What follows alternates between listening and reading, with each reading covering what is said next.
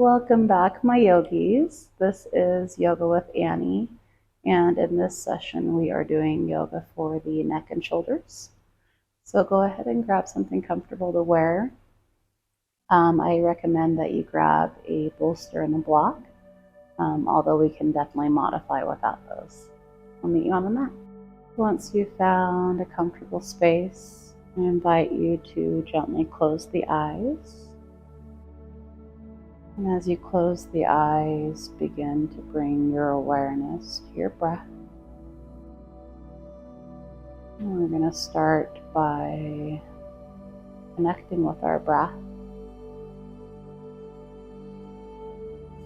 And take a moment to start to inventory what body it is that we brought on the mat today. Allow yourself to put your to-do list aside. It'll all be there by the time we're off the mat. And as you start to deepen your breath, I invite you to start to find some movement in your shoulders. And maybe you start by shrugging the shoulders up and down. Maybe you draw one ear close to your shoulder than the other. And again, we're utilizing this time as a diagnostic tool as we start to step into our bodies and feel what it's like to be on our mat and start to observe where the tight spots might be. When you're ready, start to drop your right ear down to your right shoulder. Breathe deeply into your left side. Take a couple breaths. You might even drape a hand over the side of your head to intensify, but you don't want to yank it down. You just want to kind of guide it. Inhale back to center. Exhale, left ear, left shoulder. Lengthen through your right side. Take a couple breaths.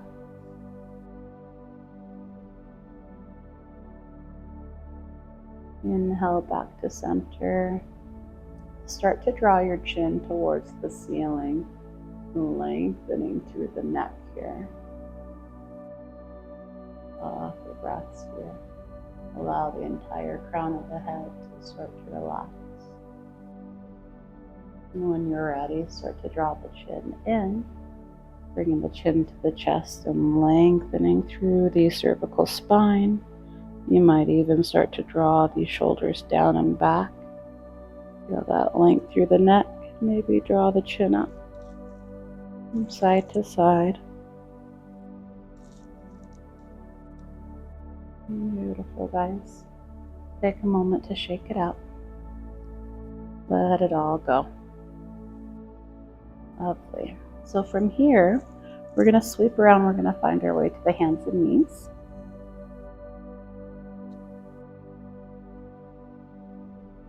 And from the hands and knees, you're going to start to walk your hands out. We're finding a puppy pose. So you're going to lead with your heart, lead with your chest, and either bring the chin down to the mat or bring the forehead down.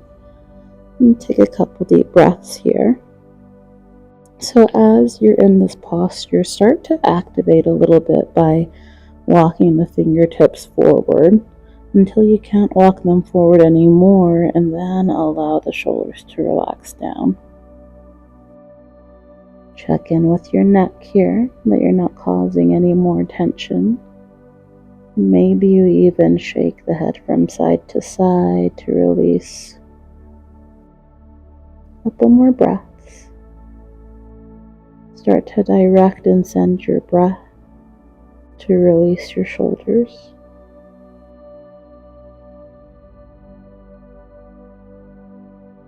And from here, a couple options to deepen this. You can bring the hands together and start to draw the hands towards the back. You're going to feel this opening up, not only through the shoulders, but you're going to open up through the triceps as well. Couple breaths. And as you start to deepen the breath, you'll notice that you're able to start to melt into this posture a little bit more. 3 more breaths. This is really good prep posture if you are working on headstands, or shoulder stands is a really good way to start to open up through the shoulder. If shoulder stands aren't a part of your practice, that's totally cool. This is also a really good posture to start to open up through the heart, so big heart openers. Really good way to feel amazing throughout your day. When you're ready, very gently start to shift out, walking the hands back. And from here, take a couple cat-cows, maybe start to roll out through the neck and shoulders.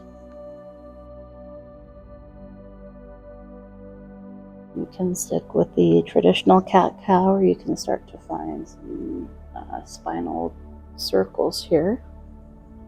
Spinal circles are really good, not only for the shoulders, but also for the lower back. And switching sides whenever you're ready. If you can find that coordination. I always find my second side's a little difficult to coordinate. So from here, we're going to grab those blocks. If you don't have a block, that's okay.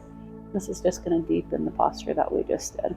So grabbing those blocks, we're going to shift the hips back, moving into that puppy posture once more with the palms planted on the block. So when you're ready, dropping the chest down. And what that block does is it's giving us a little more space to stretch. If this is way too intense for you, that's totally fine. Allow yourself to step back.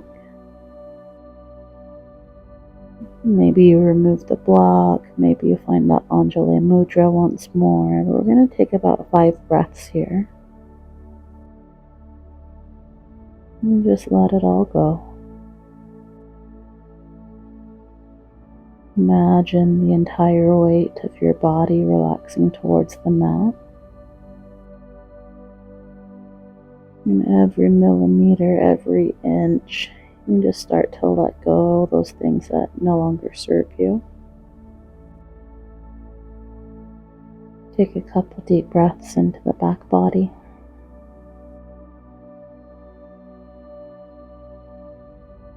Feel this nourishing energy just flowing through you.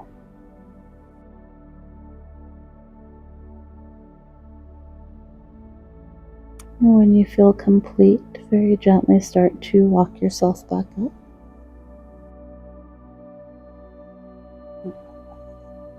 And take a couple moments here to roll through the shoulders and let it all go. You can put the blocks to the side for now. And from here, we're going to come up to curl the toes under. You're going to sit back onto your heels. A little extra freebie. We're going to work through the bottoms of the feet while we're working through our shoulders. So from here, inhale, the arms are going to reach towards the ceiling. You're going to interlace the fingers and press the palms towards the sky.